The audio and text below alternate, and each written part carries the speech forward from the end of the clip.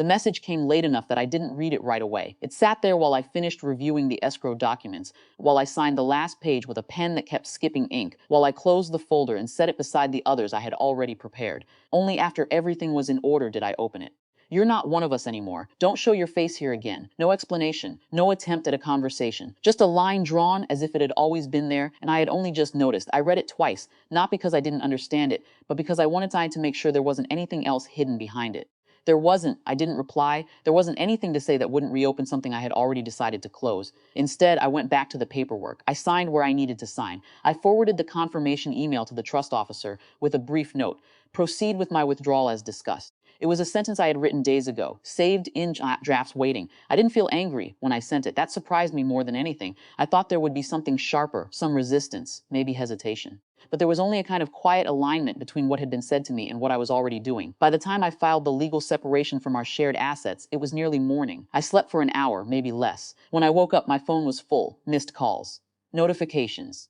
My sister's message sat at the top. What did you do? I stared at it for a long time, not because I didn't know how to answer, but because the question itself felt misplaced, as if everything that had happened was sudden, as if it hadn't been building slowly and predictably for years. I typed nothing. I set the phone down, made coffee, and opened my laptop. There were emails already waiting. One from the trust officer confirming receipt, neutral.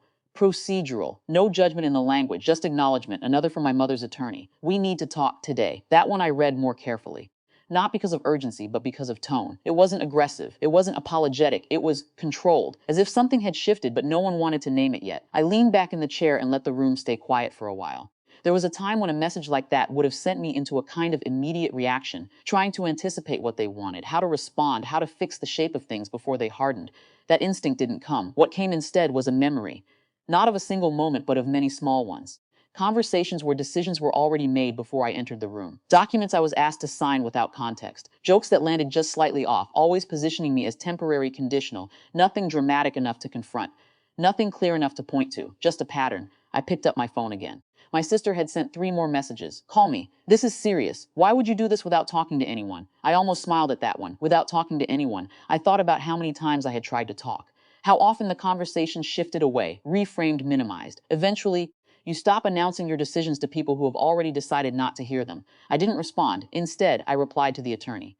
Available this afternoon. Send a time. The meeting was set for 2 p.m. I arrived early, not because I was anxious, but because I didn't want to rush. The office was quiet in a way that felt intentional. Thick carpets, muted colors, the kind of space designed to absorb tension rather than reflect it. When I was called in, my mother was already there. She didn't look at me immediately. That was new.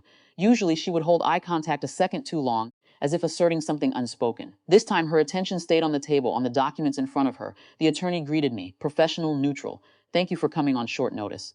I nodded and sat down. There was a pause, not awkward, but deliberate.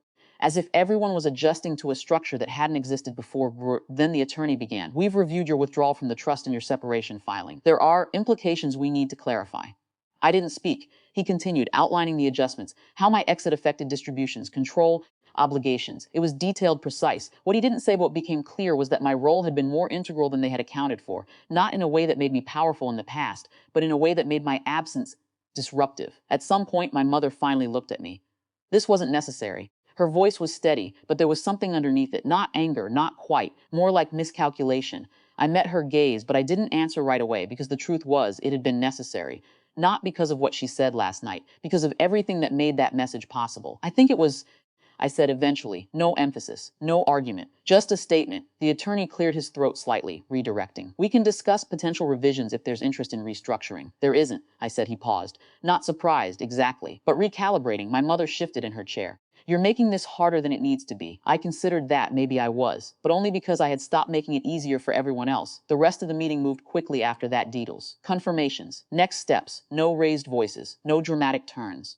Just the quiet finalization of something that had already ended before anyone acknowledged it. When it was over, I stood first. No one stopped me. No one asked me to. Outside, the air felt different. Not lighter, exactly, but clearer. My phone buzzed again as I walked down the steps. Another message from my sister. Can you at least explain? I looked at it for a moment, then locked the screen. There would always be explanations I could give. Versions of the story that made it more understandable, more acceptable. But explanations invite negotiation, and there was nothing left to negotiate. I kept walking, not quickly.